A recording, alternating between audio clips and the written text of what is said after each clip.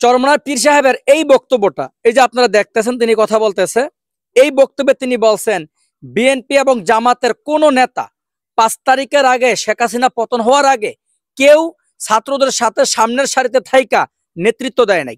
শেখ হাসিনারে পতন করার জন্য কেউ সামনের সারিতে থাইকা নেতৃত্ব দেয় নাই, একমাত্র নাকি দিছে চরমনার পীর সাহেব। এই কথা বলার পাশাপাশি বিএনপি এবং জামাতের বড় বড় নেতাদেরকে উদ্দেশ্য করে তিনি আরো কিছু গরম গরম এবং জাজালো বক্তব্য তিনি দিচ্ছেন।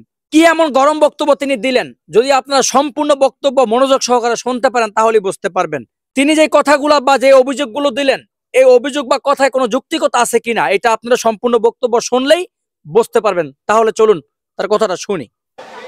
আমাকে দেখান তো বিএনপির একজন লিডারের ছবি দেখান তো, একজন, দুইজনের দরকার নেই, একজন। জামাতের একজন লিডারের ছবি দেখান তো, সামনের কাতারে জামাতের একজন লিডারের ছবি দেখাতে পারবেন না? ইসলামী আন্দোলন বাংলাদেশের সর্বোচ্চ লিডাররা মাঠে ছিলেন। আমি চ্যালেঞ্জ দিলাম, ইসলামী আন্দোলন বাংলাদেশের যেই মাপের লিডাররা রাস্তায় ছিলেন জুলাই আগস্ট বিপ্লবে, বাংলাদেশের অন্য কোন দলের লিডারদেরকে রাস্তায় দেখবেন না।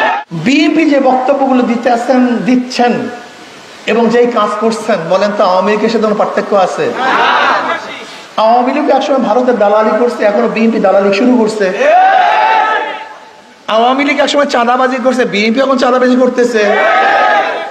আওয়ামী লীগ একসময় জুলুম করছে, বিএনপি সে জুলুম শুরু করছে। আওয়ামী লীগের সময় শুধু শুনছি কি উন্নয়ন উন্নয়ন, এখন শুনি নির্বাচন নির্বাচন। অথচ অন্তর্বর্তীকালীন সরকার এসেছিলেন 3টা কাজ নিয়ে: সংস্কার, এরপরে বিচার, এরপরে নির্বাচন। সুন্দর একটা নির্বাচন উপহার তারা দিবেন, গ্রহণযোগ্য নির্বাচন উপহার দিবেন। কিন্তু সংস্কার ব্যতীত যদি নির্বাচন দেয়, আপনারা বুকে হাত দিয়ে বলেন প্রশাসনের এখন যে অবস্থা, এই অবস্থা যদি নির্বাচন দেয় তাহলে গ্রহণযোগ্য নির্বাচন হবে? মানুষ কি তার ভোট অধিকার প্রয়োগ করতে পারবে? সেন্টার আবারও দখল হবে, আবারও বাক্স চুরি হবে, আবারও মারামারি খুনি খুনে হবে, প্রশ্নবিদ্ধ নির্বাচন হবে। যদি প্রশ্নবিদ্ধ নির্বাচনই হয় তাহলে আমরা রক্ত দিলাম কেন? জীবনের মায়া ত্যাগ করে রাস্তায় ছিলাম কেন? বিশ্বাস করবেন না, আমি চ্যালেঞ্জ দিলাম, ইসলামী আন্দোলন বাংলাদেশের যেই মাপের লিডাররা রাস্তায় ছিলেন জুলাই আগস্ট বিপ্লবে, বাংলাদেশের অন্য কোন দলের লিডারদেরকে রাস্তায় দেখবেন না।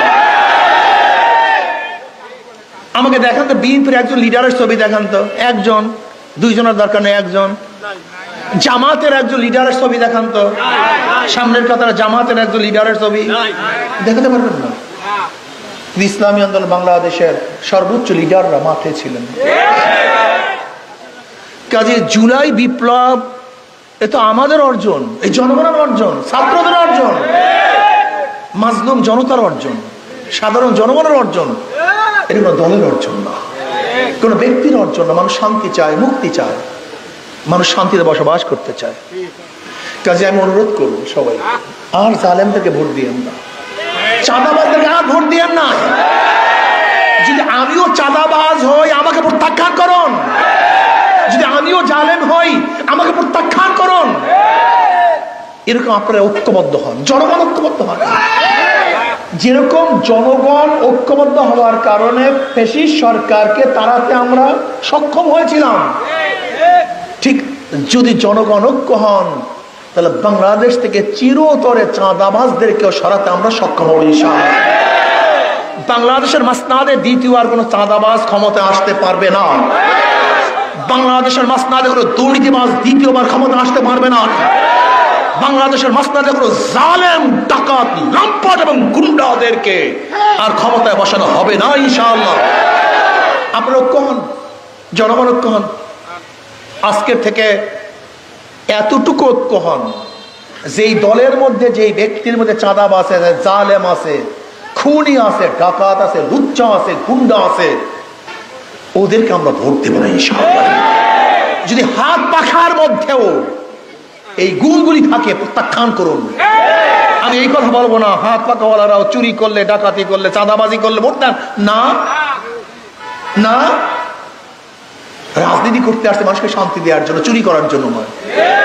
মানুষের সম্পদকে ফিরিয়ে দেওয়ার জন্য, দখল করার জন্য নয়। গরিব মানুষের প্রাপ্তিকে তাদের দ্বারে পৌঁছিয়ে দেওয়ার জন্য, গরিবের চাউল মারার জন্য রাজনীতিতে আসি নাই। আপনারা ঐক্যবদ্ধ হন। যেই দলের মধ্যে চাঁদাবাজ আছে ওই দলকে আমরা ভোট দেব না।